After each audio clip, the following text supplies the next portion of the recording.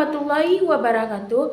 Baik, perkenalkan nama saya Elsa Marina dengan NIM 22040426. Di sini saya akan menjelaskan tentang analisis wacana berdasarkan klasifikasi wacana tulisan. Di sini, analisis wacana adalah kajian ilmiah yang bertujuan untuk memahami bagaimana bahasa digunakan dalam konteks sosial tertentu. Ketika kita berbicara tentang analisis wacana tulisan, fokus kita kepada teks tertulis seperti buku, artikel, esai, puisi, dan lain sebagainya. Dan klasifikasi wacana tulisan membantu kita mengkelompokkan teks-teks tersebut berdasarkan ciri-ciri tertentu seperti tujuan, struktur, gaya bahasa, dan konteks sosial lainnya. Dengan mengklasifikasikan wacana, kita dapat melakukan analisis yang lebih mendalam dan sistematis. Di sini, jenis-jenis klasifikasi wacana tulisan berdasarkan tujuan. 1. Wacana naratif bertujuan untuk menceritakan suatu peristiwa atau kejadian baik fiksi maupun non-fiksi. Contohnya seperti novel, cerita pendek, biografi. Yang kedua, wacana eksposisi bertujuan untuk menjelaskan suatu konsep, ide, atau informasi. Contohnya seperti artikel ilmiah, buku pelajaran, dan lain sebagainya. Yang ketiga, ada wacana argumentatif bertujuan untuk meyakinkan pembaca tentang suatu pendapat atau pandangan. Contohnya seperti esai, persuasif, atau artikel opini. Yang keempat, ada wacana deskriptif bertujuan untuk menggambarkan suatu objek, tempat, atau orang secara detail. Contohnya seperti laporan perjalanan dan deskripsi lukisan. Yang kedua itu ada berdasarkan struktur. Wacana berdasarkan struktur. Contohnya wacana linear atau adalah informasi disajikan secara berurutan dan logis. Contohnya seperti laporan instruksi. Yang kedua ada wacana non-linear. Contohnya seperti informasi disajikan dengan cara yang lebih bebas dan tidak selalu mengikuti urutan yang jelas seperti puisi dan iklan. Ketiga ada berdasarkan gaya bahasa.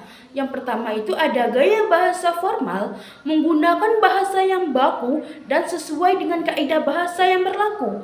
Contohnya seperti artikel ilmiah dan laporan resmi. Yang kedua itu ada gaya bahasa non formal. Adalah menggunakan bahasa yang lebih santai dan seperti sehari-hari kita berbicara. Contohnya seperti cerpen dan surat pribadi. Di sini ada satu contoh tentang analisis wacana. Contoh wacananya adalah mengejar impian. Mengejar impian. Langkah-langkah untuk mewujudkan mimpi besar. Mengejar impian adalah perjalanan yang tidak selalu mulus, tetapi penuh makna dan pembelajaran. Banyak orang yang merasa takut atau ragu untuk mengejar impian sebesar karena berbagai alasan seperti rasa takut gagal atau merasa tidak cukup mampu. Namun, di balik ketakutan terbesar ada banyak cerita yang sukses menginspirasi yang menunjukkan bahwa mimpi besar hanya dapat tercapai melalui keberanian, tekad, dan usaha dan tiada henti. Yang pertama, langkahnya ialah tentukan impian dengan jelas. Langkah pertama dalam mengejar impian adalah mengetahui apa yang sebenarnya kita inginkan. Tanpa tujuan yang jelas, kita kehilangan arah. Apakah impian untuk menjadi seorang penulis terkenal, pengusaha sukses, ilmuwan, dan untuk menciptakan penemuan besar? Menetapkan impian dengan jelas akan memberi Anda gambaran yang lebih baik tentang langkah-langkah yang perlu diambil untuk mencapainya. Langkah kedua, buat rencana yang terperinci. Contohnya seperti setelah mengetahui apa yang kita inginkan, langkah selanjutnya adalah membuat rencana yang terperinci.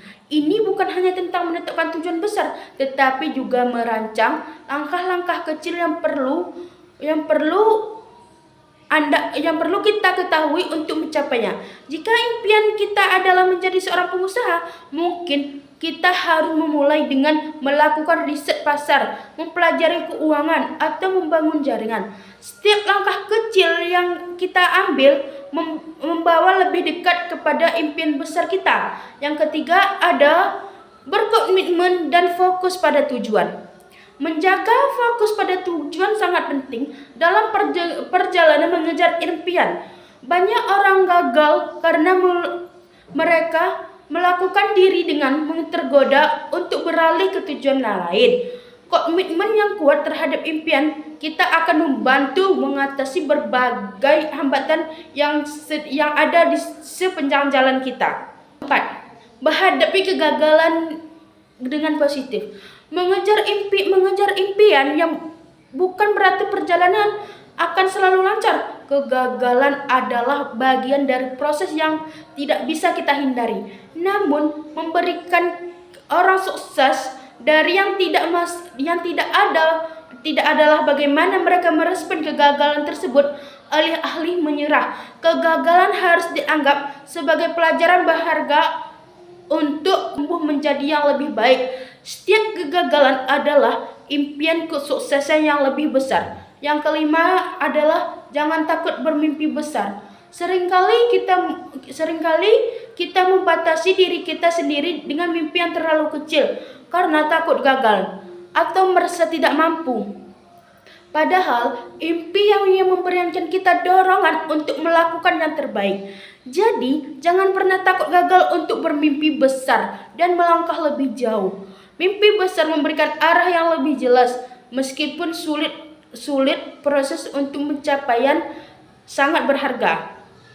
Di sini dapat kita simpulkan, mengejar impian adalah perjalanan yang penuh tantangan, tetapi juga sangat memuaskan. Setiap langkah yang kita ambil untuk meraih impian, baik itu kecil ataupun besar, membantu diri kita menjadi pribadi yang lebih kuat dan lebih bijaksana. Jika kita berani bermimpi besar, menetapkan tujuan yang jelas, dan takut gagal, impian besar kita bisa menjadi kenyataan. Jadi, mulailah langkah pertama sekarang juga. Jangan pernah berhenti berjuang untuk impian kita. Dari penjelasan di atas dapat kita klasifikasikan berdasarkan jenis wacana. Yang pertama itu ada wacana naratif. Wacana ini tidak mengandung cerita naratif tradisional seperti cerita fiksi, tetapi menyertakan kisah inspirasi dari tokoh sukses seperti Elon Musk yang memberikan gambaran mengenai perjalanan mencapai kesuksesan. Walaupun tidak sepenuhnya naratif, elemen cerita memberikan tambahan pada wacana. Yang kedua, wacana eksposisi. Cerita di atas merupakan eksposisi karena memberikan penjelasan atau uraian tentang proses mengejar impian. Penulis menjelaskan langkah-langkah yang dapat diambil untuk mewujudkan impian dan mendukung argumen dengan penjelasan yang logis serta contoh sukses. Yang ketiga, ada wacana argumentatif. Cerita di atas lebih cenderung motivasional. Wacana ini juga mengandung elemen argumentasi, di mana penulis mencoba meyakinkan pembaca bahwa impian besar dapat dicapai melalui komitmen dan kerja keras. Penulis membangun argumen dengan menunjukkan bahwa impian besar memberikan dorongan untuk bertindak, meskipun ada tantangan sepanjang jalan. Dapat kita simpulkan adalah kesimpulan dari klasifikasi wacana. Wacana mengejar impian, langkah-langkah untuk mewujudkan mimpi besar adalah contoh wacana motivasional yang sangat efektif dalam memberikan informasi, persuasi, dan mengekspresikan optimisme melalui struktur yang jelas, bahasa yang mudah dipahami, serta pengguna kalimat persuasif dan afirmatif. Penulis berhasil menyampaikan pesan bahwa setiap individu mampu meraih impian mereka asalkan mereka bermimpi besar, bekerja keras, dan tidak takut gagal. Wacana ini cocok bagi kita yang membutuhkan inspirasi mengejar impian dan tujuan hidup kita. Baik, sampai di sini saja penjelasan dari saya. Saya akhiri. Assalamualaikum warahmatullahi wabarakatuh.